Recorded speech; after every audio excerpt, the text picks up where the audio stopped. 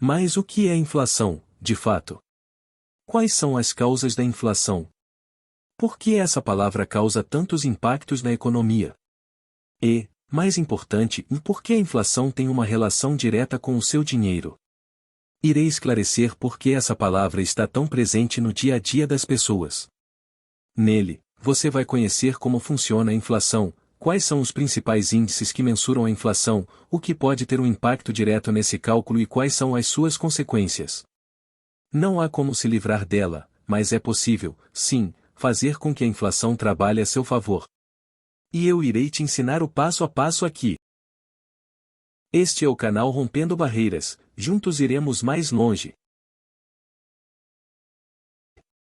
O que é inflação?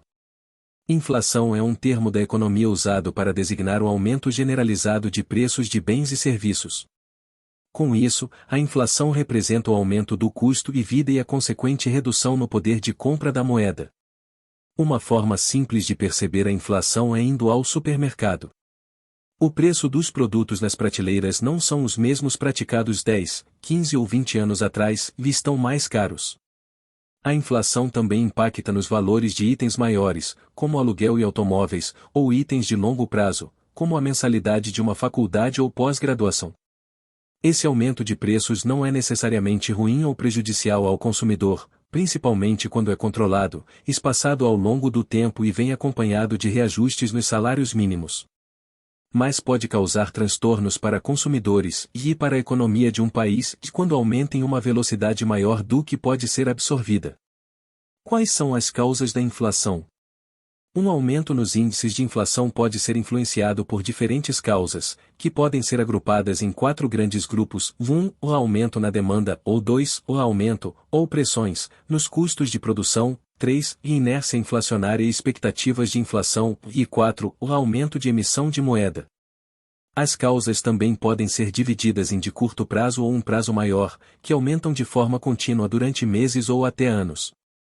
Dificilmente, no entanto, a causa da inflação será única. Aumento na demanda. O aumento na demanda é uma das causas da inflação mais comuns e simples de entender. Quando há pouca quantidade de um determinado produto que muitas pessoas querem consumir, o preço do produto tende a subir para equilibrar a oferta com a procura. Um exemplo é o que pode acontecer com o preço de uma garrafa de água. Quando o produto está na gôndola do supermercado, junto com muitas outras, o preço será um. Se, contudo, essa mesma garrafa for vendida em uma praia lotada, em um dia de sol, o preço cobrado será outro.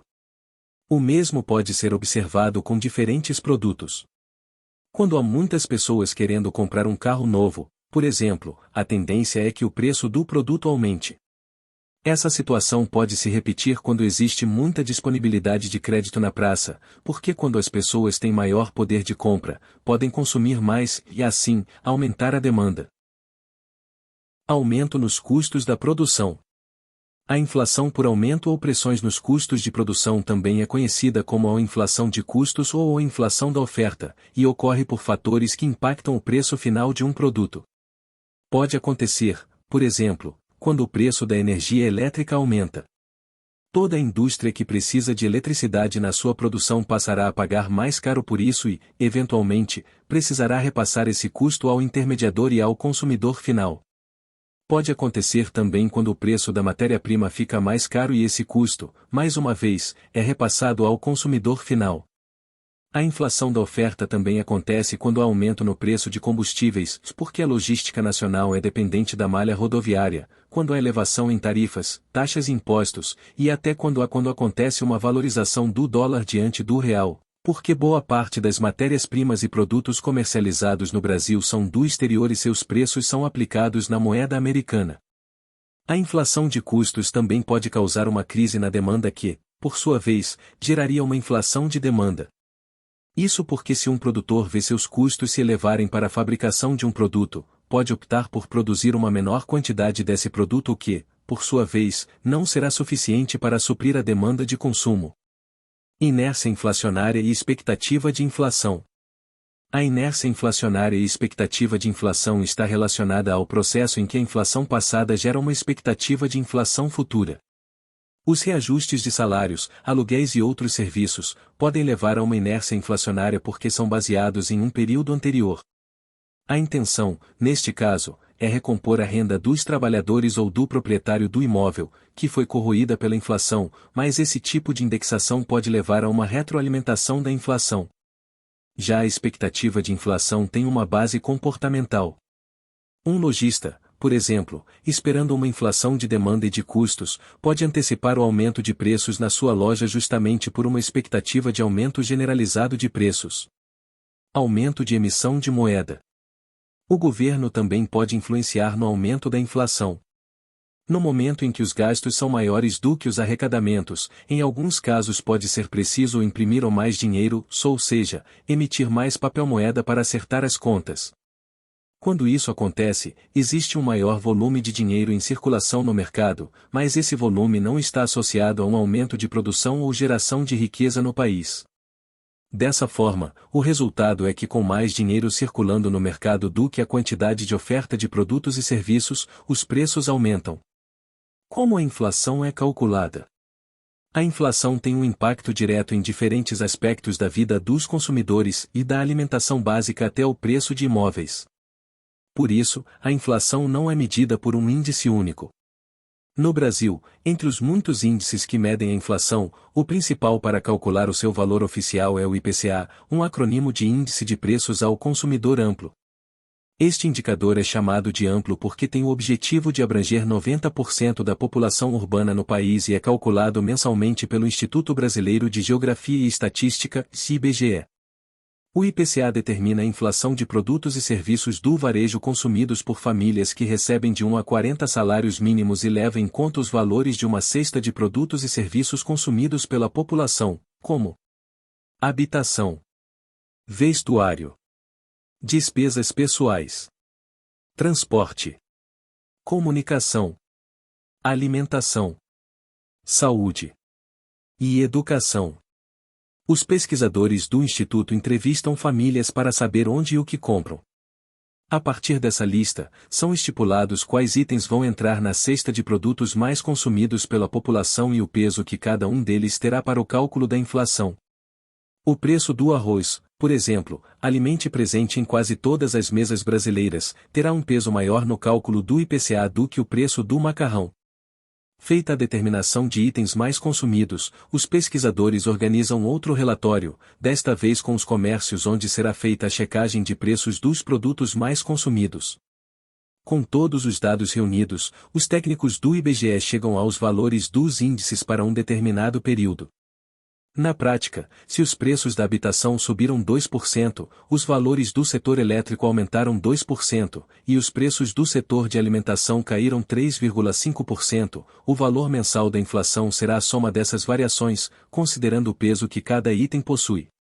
Além do IPCA, existem outros índices que ajudam a medir a inflação em diferentes setores do comércio de bens e serviços, como Índice Nacional de Preços ao Consumidor, INPC.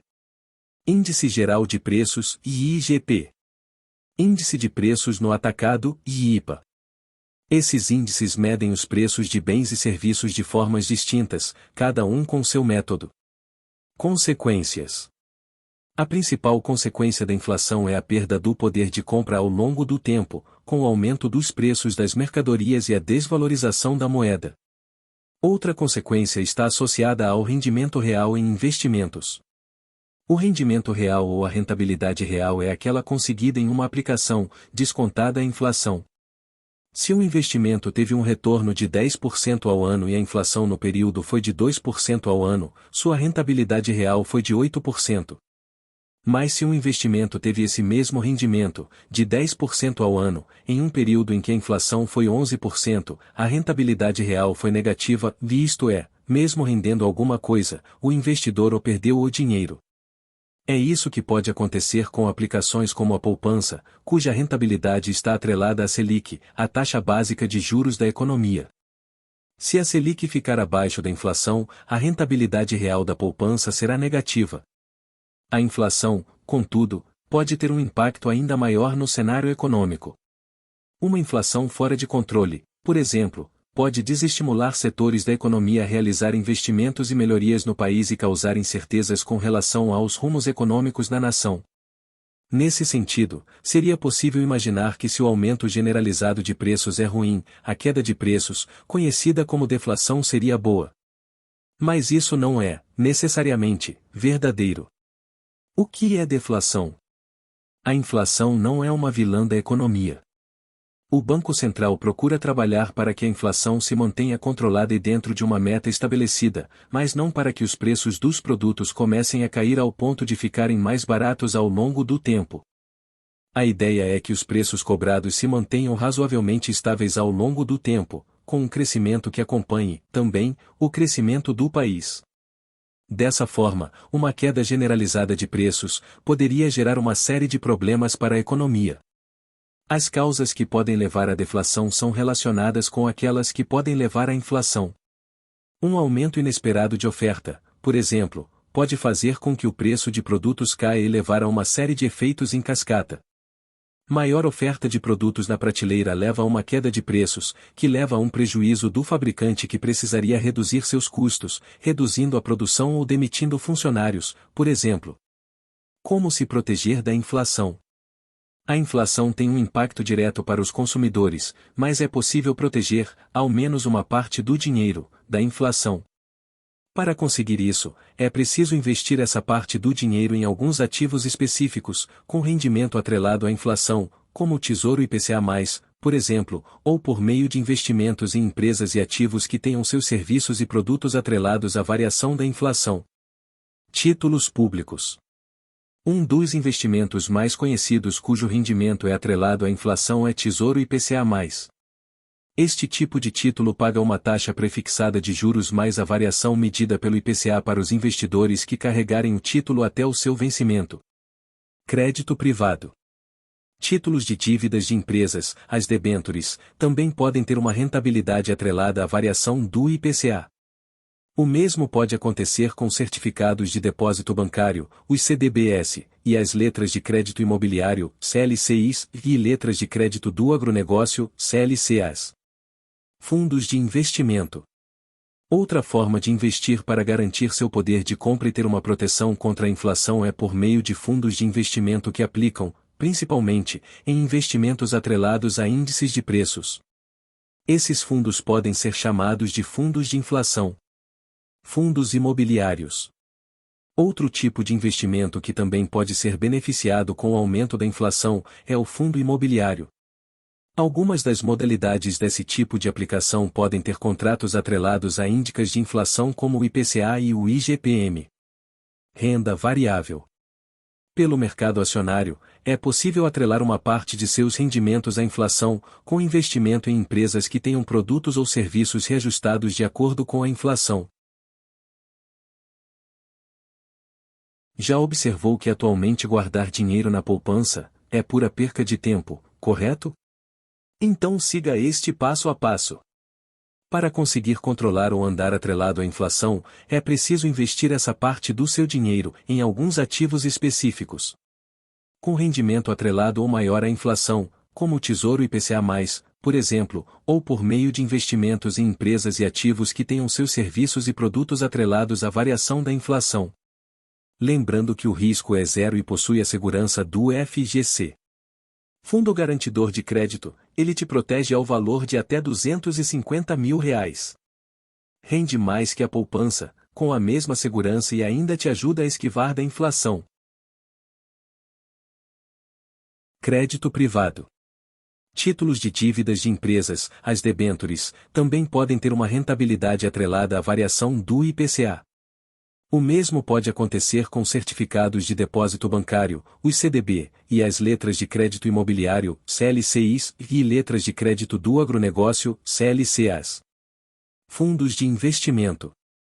Outra forma de investir para garantir seu poder de compra e ter uma proteção contra a inflação é por meio de fundos de investimento que aplicam, principalmente, em investimentos atrelados a índices de preços. Esses fundos podem ser chamados de fundos de inflação. Monte sua caixinha, crie uma reserva de emergência e vamos multiplicar nosso faturamento. Nos acompanhe para mais informações sobre investimento. Desde já, quero agradecer por se inscrever em nosso canal. Que a prosperidade possa habitar em seu lar eternamente. Siga, comente e compartilhe se este vídeo te ajudou até aqui. Este é o canal Rompendo Barreiras. Juntos iremos te levar mais longe.